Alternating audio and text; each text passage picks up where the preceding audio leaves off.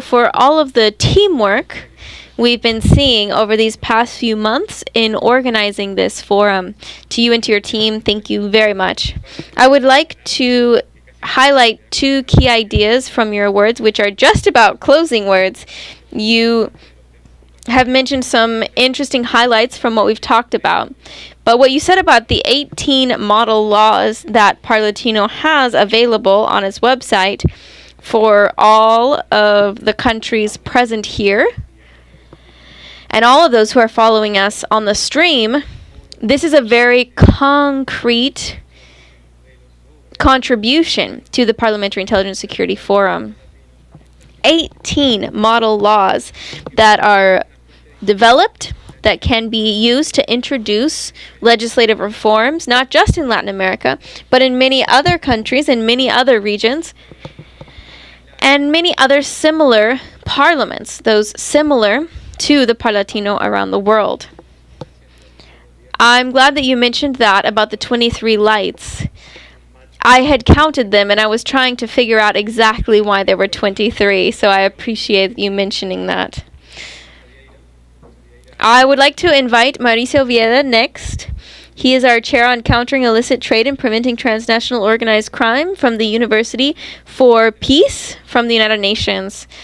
What's very interesting is that this organization was really born with the goal of countering illicit trade and developing these, or rather strengthening the academic side of this very important issue. Many organizations put forth a lot of effort to develop this group in the university. So Senator Pizarro and Elias Castillo, and also the representative from Costa Rica from Parlatino, I would like you to know that there are these clear academic organizations for model laws, and we're going to hear from Mauricio now about this issue.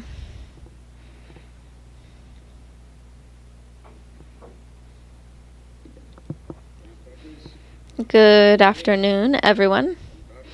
It is a pleasure to speak with you today. Before starting on my comments for this panel, I would like to thank Mr. Robert Pittenger, President of the Parliamentary Forum, and all of the institutions that invited me to participate in this event, the Panamanian Assembly, CCLAC, Mr. Pizarro, Crime Stoppers from Bermuda and Latin America. And we have such an honor of working together with you in developing initiatives against transnational crime. Mr. Alejo Campos, thank you very much. I would also like to thank Silvia Jacopa from Argentina with us today, who is also an academic on this issue. For this topic, I would like to consider two key aspects. First of all, looking at regional security from the problems that we've identified, and second, thinking about the solutions for those problems. When we look at that first aspect, what are the problems? My starting point would be the role that the states have and exercise in fighting external and internal threats. If we consider that criminality, organized transnational crime, is constantly improving, constantly finding new routes, and it is because the states are facing a certain kind of fragility. That fragility is primarily on their borders, whether they are marine borders or land borders. And when I say fragility, I mean the weakness of the state institutions that do not have the capacity to control the borders. For that reason, the challenges that we are facing on our borders are the reflection of the use of force by organized crime and how they compete with the state in use of force. They bring the perspective that regional security is also a national security issue. States are not isolated in their border fragility. When I make this distinction between borders and other parts of the state, it is because organized crime works under the logic that the state is not the enemy, but rather is not the only enemy, but rather there are territorial disputes between different organizations, criminal organizations. For that reason, in the context of transnational organized crime, borders and internal territorial disagreements create a permanent cycle of violence.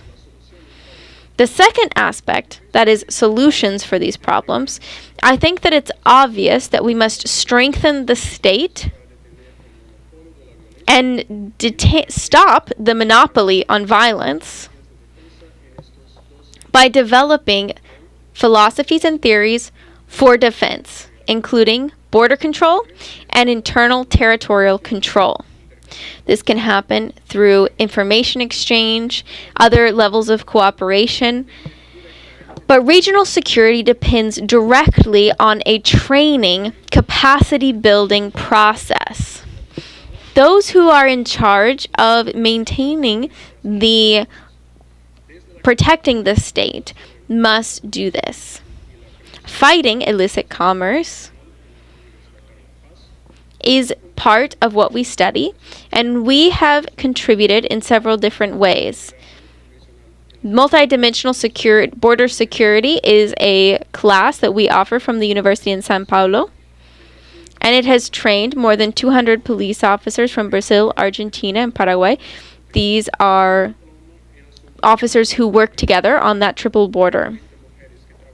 We've also trained up to 40 women who work on port logistics in Latin America. These trainings of professionals is a key point. First of all, because it gives us the opportunity to hear their experiences, their daily challenges, and identify what they think about possible solutions for security.